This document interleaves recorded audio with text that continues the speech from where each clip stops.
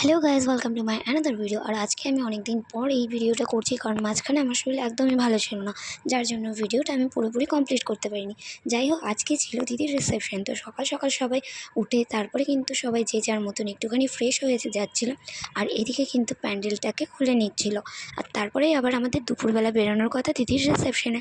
আর এদিকে কিন্তু মামি ওই রিসেপশনে নিয়ে যাওয়ার জন্য কি মুড়ি মোয়া তারপরে নাড়ু বানাচ্ছিল। আর তারপরেই আমরা প্রায় 2টো নাগাদ রেডি হয়ে গেছিলাম, কারণ আমাদেরকে 3টের মধ্যে এখান থেকে বেরাতেই হবে, নইলে পরে অনেকটা লেট হয়ে যাবে। দূরের রাস্তা হওয়ার কারণে কিন্তু আমরা সকাল সকাল বেরিয়ে পড়ছিলাম। আর এইটা ছিল আমার লুক। টোটোতে করে যাবো, কি কথাবার্তা, ভালোই লাগতেছে। আর একটু মেকআপ করলে আমরা বেরিয়ে গেছি। আর এগুলো তত্ত্ব সব এখন আপাতত দুটো একটা করে নেওয়া হচ্ছে। ওখানে যেয়ে সবাই আরও ভালো করে সেজে গুজে তারপরে এন্ট্রি মারবো। এখন আপাতত যেমন তেমন করে সেজে নিয়েছি। এইটা হলে ছোট মা, সেই লাগছে, ওর জামাটা তো দারুণ লাগছে, আর সাথে এইটা সেই মানিয়েছে। আর এদিকে সামনে সবার এসে রেডি হয়ে বেরাতে বেরাতে প্রায় 3টেই বেজে গেছিলো। যতই তাড়াহুড়ো করি 3টের আগে কিন্তু আমরা বেরোতেই পারিনি। আর এদিকে সবাই বসে পড়েছিলাম এবং আরও কয়েকজনের জন্য দাঁড়িয়েছিলাম, কারণ সবাই মিলে বেরোতে যেহেতু একটু দূরের রাস্তা, তাই কিন্তু একটুখানি দেরি হচ্ছিলোই। তারপরেই আমরা উলু দিয়ে শুরু করলাম আমাদের রিসেপশনে যাওয়ার যাত্রা। কি অবস্থা, উলুটাও আমার করে দিতে হয় ভগবান। প্রথমে তো সবাই এক্সাইটমেন্টের সাথে যাচ্ছিলাম, রেডি হয়ে হাসি মজা ঠাট্টা করতে করতে। কিন্তু যতটা টাইম যাচ্ছিলো ততটাই কিন্তু বোরিং ফিল হচ্ছিলো, কারণ এত দূরের রাস্তা, এতটা পথ বসে বসে সমস্যা হয়। আর এদিকে কিন্তু এই যে দীপায়নও বসেছিল, দীপায়ন তো পুরো রাস্তা বক বক করতে করতে গেছে। আর বাইরের ওয়েদারটা দেখো। আর এদিকে আমি আর আমার ভাই আর ভাগনা 3জন মিলে বসেছিলাম। তারপরে চলে আসলো ফারাক্কার ব্রিজ। এই ফারাক্কার ব্রিজ তো অনেকটা লম্বা, যেটা পার করতে কিন্তু আমাদের অনেকটা টাইম লেগে গেছিলো। রিয়া রিয়া রিয়া, ওদিকে যায় না, এদিকে আসো। এটা কে রে? হ্যালো গাইস, করুণ দশা। সবাই খুব টায়ার্ড হয়ে গেছে। সবাই মিলে এখন আমাদের রেস্টিং এরিয়াতে আছে এখানে। Hi Deepa, hello. সেজে গুজে চলে আসছে। তো এখন আমাদের মেকআপ করতে হবে, আর আমরা এখানে একটু রেস্টিং নিয়ে নিলাম। ভাই চা খেয়ে নিলি আমাকে ছেড়ে? কেমন মানুষ, আমার গলা বসা, ও চা খেয়ে নিল। ছি, লজ্জার বিষয় দিদি। যেহেতু অনেকটা পথ ছিল, 3-4 ঘন্টার রাস্তা, তাই কিন্তু মাঝখানে আমরা একটা জায়গাতে থামলাম এবং সেখান থেকে একটুখানি ওয়াশরুম গেলাম এবং যে যার মতন ফ্রেশ হলে একটুখানি টিফিন করে তারপরে আমরা আবার রেডি হয়ে বেরিয়ে পড়লাম আমাদের রিসেপশনের দিকে যাওয়ার জন্য। আর এদিকে আমি আর দিদি কিন্তু মেকআপ করার জন্য গাড়িতে সব জিনিসপত্র নিয়ে এসেছিলাম। আমি আর দিদি একটুখানি মেকআপও করে নিয়েছিলাম, দিদিকে আমি সাজিয়ে দিয়েছিলাম। কিন্তু দিদির লিপস্টিক পরা হয়নি দেখে মেকআপ লুকটা কিন্তু অত একটা ফুটছিল না। সব জিনিসপত্র আমার ঘরের উপর দিয়ে দিয়েছি। এদিকে আমি আর দিদি যেরকম রেডি হয়েছে গাড়ির মধ্যে, সেরকম কুট্টুস আর কুট্টুসের বাবার জন্য কিন্তু নর্মাল একটা ড্রেস পরে এসেছিলো। আর জিজুর জ্যাকেটটা শুধু পরতে বাকি ছিল, আর কুট্টুসের পুরো ড্রেস আপটাই আমাদের চেঞ্জ করা বাকি ছিল।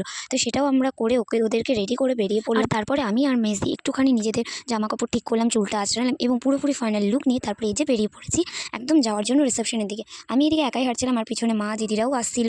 সবাই কিন্তু আগেই চলে গেছে, যেহেতু আমি আর দিদি গাড়িতে একটুখানি রেডি হচ্ছিলাম, তাই সবাই চলে গেছে। পুজো বাড়ির মতো প্যান্ডেল।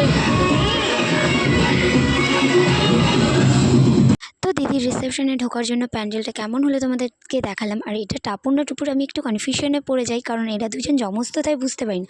তো যাই হোক, তো আমাকে টাপুর বা টুপুর যেই হোক, সে আমাকে নিয়ে এসেছিলো। আর এদিকে দেখো কতটা ভিড়, এই ভিড় ঠেলেই কিন্তু চলে গেলাম দিদির কাছে। আর দিদির জন্য যেহেতু উঁচু স্টেজ করা হয়েছিল, তার জন্য আমি প্রথমে নিচ থেকে হাই করলাম, আর তারপরে চলে গেলাম দিদির কাছে। আর আজকে কিন্তু দিদিকে অনেক সুন্দর লাগছিলো দেখতে, কারণ বিয়ের পরে না সিঁদুর পরলে মেয়েদের একদম চেঞ্জেস লাগে। তো এখানে দেখো কেমন লাগছে আমার দিদিকে আর আমাকে, কমেন্ট করো কিন্তু। আর এখানে দেখো কিন্তু ছবি তোলার জন্য ব্যস্ত হয়ে যাচ্ছিলো, যেহেতু এটা ব্রাইড।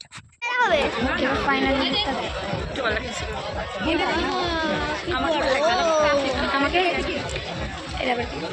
প্রথমত দিদির সাথে দেখা করলাম, তারপর টিফিন খেয়ে বেরিয়ে পড়লাম একদম স্টলের দিকে। তো এদিকে ফুচকা স্টল বসিয়েছিল, সেখানে যাওয়ার আগে আমি কিন্তু তত্ত্ব নিয়ে এসেছিলাম, যেহেতু অনেকগুলো তোমাদেরকে প্রথমেই দেখিয়েছি। সেই তত্ত্বগুলো প্রথমে ওদের ঘরে রাখতে যাচ্ছিলো, আর সব বাচ্চাদের নিয়ে আমি কিন্তু সেই তত্ত্বগুলো নিয়ে যাচ্ছিলাম।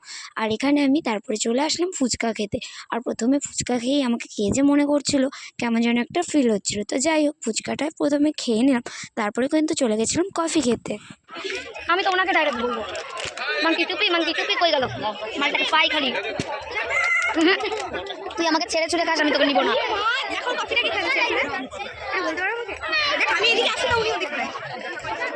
এখন খেতে বসেছি, আর ওরা সবাই আমাকে বলছে, আমি বলে কিছু খেয়েছি। আমার নেলসগুলো কেমন লাগছে বলো। তোরা অন্ধকার দিকে বসেছিস তার জন্য। দুই দীপা এক জায়গাতে, দেখছো? দুইটা দীপা এক জায়গায়। এখন পাতা দিয়ে দিয়েছে, আমরা খাওয়া দাওয়া করবো। তো সবাই এখানে কন্যাযাত্রীরা বসে গেছে খেতে। তো চলো তাড়াতাড়ি খেয়ে নেওয়া যাক। মেনু তো দেখাবো, বাট এখন মেনু স্টার্ট হয়নি। তো এখানে আমাদেরকে ফ্রাইড রাইস আর এখানে দিয়েছে এটা কাবলি ছোলা। চলো শুরু করি, চলো খেতে শুরু করো। সবার ভিডিও করতে পারছি, আমার ভিডিও কেউ করে দিচ্ছে না।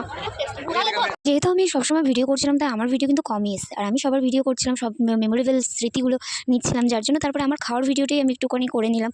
আর সবাই আমার মানে খাওয়ার সময় এত ফুর্তিলিভাবে কথা বলছিলাম যে সবাই ভাবছে আমি হয়তো কিছু খেয়ে নিয়েছিলাম। তো তারপরে আমাদেরকে চিকেন দিয়েছিল এবং কাঁঠালের এঁচড় দিয়ে দারুণভাবে আমাদের খাওয়া দাওয়াটা শেষ করলাম। আর তারপরে চলে আসলো দিদিকে টাটা বাই বাই করার টাইম। তা দে, তা তা তা তা দিবি দে তাড়াতাড়ি, বাবা কিন্তু রেগে যাচ্ছে। টাটা। আর যাচ্ছিসই তো, চুপ একদম। মেকআপ নষ্ট হলে কিন্তু পেটানি খাবি, চুপচাপ থাক।